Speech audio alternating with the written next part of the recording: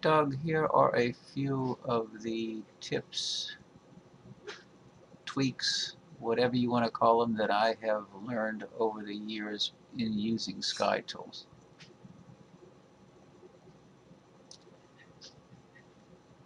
I'm looking at the real-time view, and you notice there's a lot of columns that I don't think appeared on yours last night. Altitude, azimuth, and altitude, rise, transit, set times, alternate ID.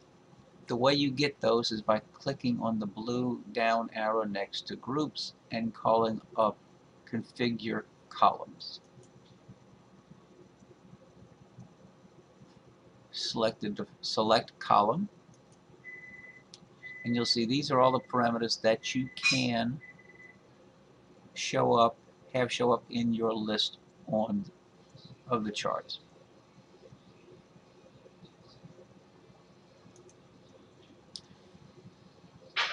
So you see I have primary ID and alternate ID. If you click on the top of any heading, like here I'll click on primary ID, now it's sorted from A through Z. You click it again, it's now Z through A. You can do the same thing with alternate IDs. You'll click on them and you'll see it sorted Messier objects, NGC object, by whatever their secondary designation is. You can sort by constellation. Sort by magnitude, Pleiades being the brightest, M24 being the faintest. Sort by size, Andromeda Galaxy being the largest. Click it again. Ring Nebula being the smallest Messier. One I find really handy is transit time. You can sort by transit time so that you know when something is moving from the eastern side of the meridian to the west. Also, you can sort by altitude and azimuth. I like altitude because it can tell at a glance which targets are above the horizon and which ones are below.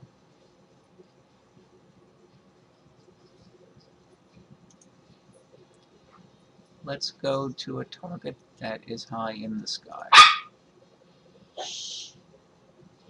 Right now, Pinwheel Galaxy. Right click on it, bring up the interactive atlas.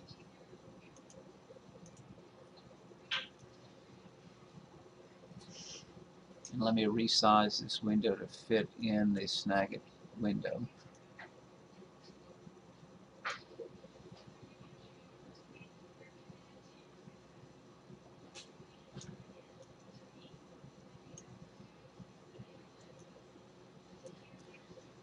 Okay, so let me go back to the interactive atlas window. There it is. And I'm going to zoom back out.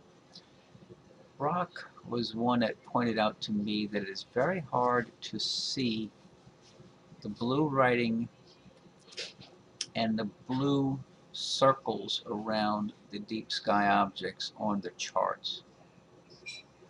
To make them more visible, you can click on this little preference window and bring up preferences, and then components. You'll see a list of all of the components. Comets. You can select if you want the comets to appear filled, not filled. You can select the color that you want the targets to appear in. Since I have a galaxy showing up on the field of view, I'm going to go to Galaxies.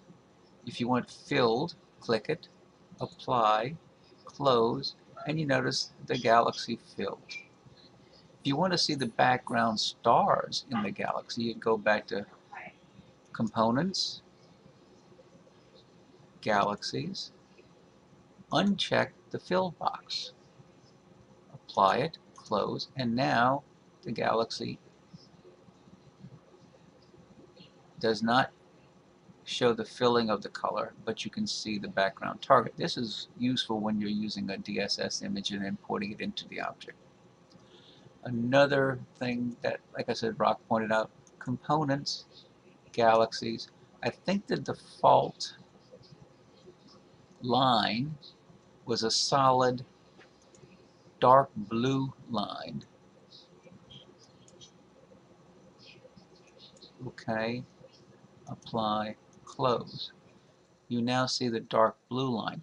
The dark blue line does not show up well when you're broadcasting. So that's why I've defaulted to components, galaxies, color, and I've picked a yellow line. Okay, apply, close. So that's the yellow line. If you want a heavier line, you can make it heavier. Click, component, galaxies, line type, thickness, make it 2. Apply, close. You'll see the line is now heavier. It's all a matter of personal preference. You also can change the text.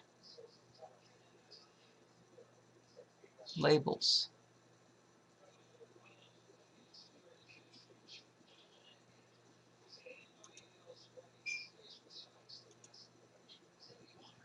You want the labels for the galaxy said, change it to green. Apply, apply, close. Now all the galaxies show up in green on the chart. If that's not your preference, go back to a different color. Charts, labels, galaxies, color.